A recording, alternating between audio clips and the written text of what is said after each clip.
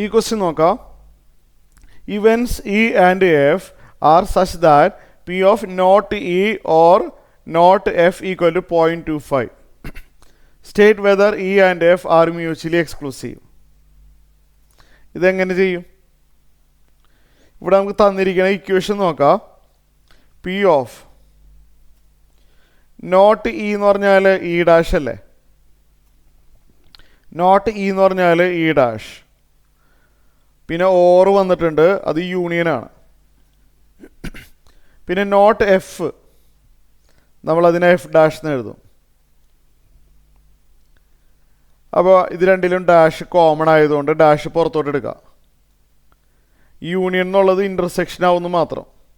Union എന്താവും? Intersection ആവും. De Morgan's law ഓർമ്മയുണ്ടല്ലോ. This is of the form P of A dash.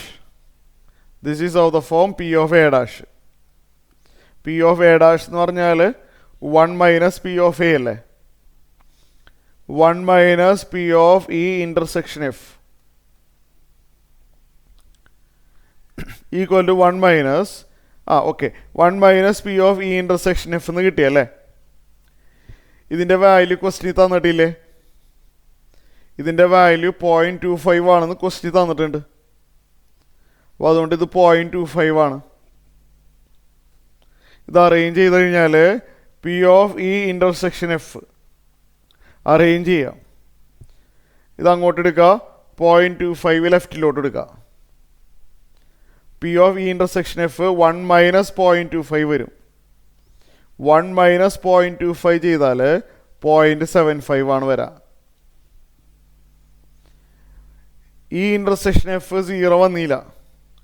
Mutually exclusive ആവണമെങ്കിൽ എന്താ condition? P of E intersection F 0 വരണം. 0 വന്നിട്ടില്ല. അപ്പോൾ അതുകൊണ്ട് E and F are not mutually exclusive. ഈ ക്വസ്റ്റ്യൻ ക്ലിയർ ആയോ?